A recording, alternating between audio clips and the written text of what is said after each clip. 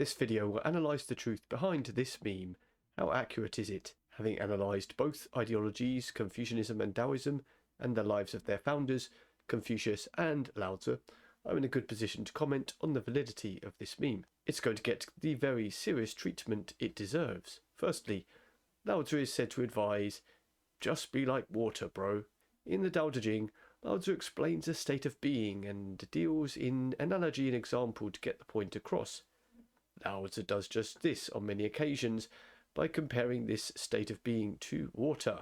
Laozi argues that, in fact, it is a very strong influence on its environment, despite being seemingly so weak. This has been taken to its extreme by some as advocating for inaction and passivity. Thus, like many Eastern quote-unquote spiritualities, it has taken on a trite connotation, the kind of wisdom people spout whilst staring off into the distance mid-cigarette at a party. Also, he is said to stare into void. The repeated analogies and examples sometimes given that come from the text, the Tao Te Ching, sometimes give the impression of a man who spent much time simply pondering. Unlike Confucius, who has an entire chapter of the Analects devoted to recording his actions, we do not know much about what Laozi did.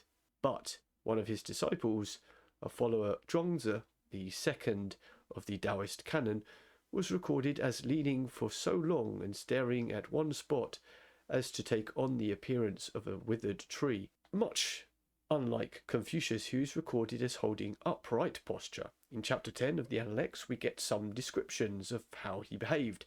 He is described as standing upright, as he is shown in the film Confucius, although he would bow in the presence of his duke. Connected to this is does not point or wave hands on chariots. This is a quote straight out of book 10 of the Analects. Upon first reading this, it doesn't make much sense. Why would a disciple record such a thing? After seeing a Chinese chariot of the time, it might make more sense. With the steed so close by and a standing passenger without much in the way of protection, one might not want to move hastily for fear of spooking the horses or knocking oneself off balance. A very sensible thing to avoid. Of Laozi it says, writes 81 chapters no one understands. The Tao Te Ching can be legendarily inscrutable. One of the most common things I would hear, even from native Chinese speakers about reading the text, is that they budong, do not understand it. I've always found this funny. Laozi's intention obviously wasn't to write an instruction manual or legal text. It was always intended as an exercise for the reader. As mentioned before, Laozi uses analogy and example to get their points across, and he is showing rather than telling us the state of mind he wants us to get into. Although I can understand how this might seem inscrutable, what is undeniable is that many people still claim to not understand the Tao Te Ching. Some phrases have entered into common parlance. The number and influence it has pales in comparison to the phrases that have done so coming from the Analects, the collected sayings of Confucius. And that brings us perfectly to the next point about Confucius. Disciples record his sayings and behaviours. Like other well-known figures from history, Confucius's disciples recorded and collated the Analects, his phrases. He didn't do it himself, he got others to do the work for him. In chapter 10, mentioned before, we even get minute attention to detail about how Confucius actually acted. Of Laozi it says, government? What government? One might, if jumping to conclusions, come across with an impression of someone so thoroughly detached from the world and political life that there was no point in acting. Laozi in his own life was said to have left position in government. Truth is, political action and prescriptions or morality were really too far from the points that Laozi was trying to make. If anyone reads the Tao Te Ching, they can do for themselves at ctext.com, link in the description, they would see that his domain was thought patterns and a way of being. Of Confucius it says, identified the shadow elite of his era. Confucius lived out a radical political life and made a gallant attempt at reinstating true monarchic rule in his home state of Liu. He noted that there was in fact a shadow elite who hid behind the curtain and pulled the strings of power from there. Something we, in our own time, should probably learn from. And of Laozi it says, Tao now just a tattoo. Much in the way a dream catcher can be found up on the window of many a spiritual teenage girl, one might also find the character for Dao featuring on a faux spiritual forearm or back as part of some tribute to Eastern philosophy. The owner of the tattoo invariably does not read Chinese and is unable to verify its meaning.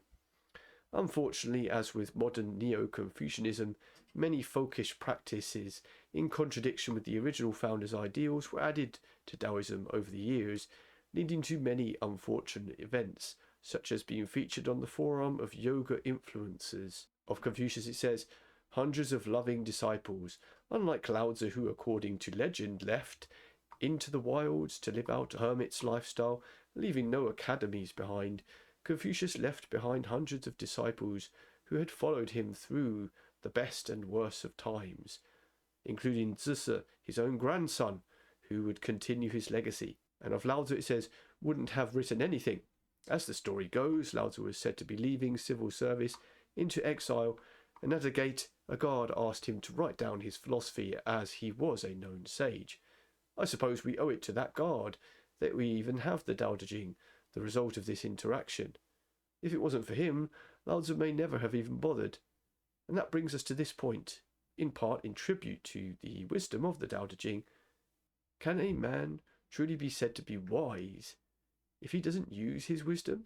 Even the hermit on the mountain sitting and praying depends on the civilizational stability for his existence. That's not to say that I think we should all be rejecting hermeticism, but simply that both are a source for each other. Of Confucius, he is a recorder of history. The much repeated phrase that winners record history is reflected in Confucius' life and legacy. Towards his later years, he retired from governance to lead his academies and disciples, and during this time he is said to have recorded the spring and autumn history annals of his own state of Liu. He is also said to have collated the classics from the Zhou Dynasty, the Book of Rites, the Doctrine of the Mean, and many others. It is certainly unfashionable to like him, and he doesn't care. Indeed, it always has been fashionable to dislike people with moral visions, particularly in periods of civilizational degeneracy. The current year in which people continue to turn their nose up at him is nothing new. He and the people who have appreciated his writings and legacy have always ignored those who don't. And for its accuracy, I rate this meme as ascendant. However, I must point out that the Dao De Jing, the text Laozi is said to have written, is chock full of wisdom and well worth the read to get into a different head space, as modern people say.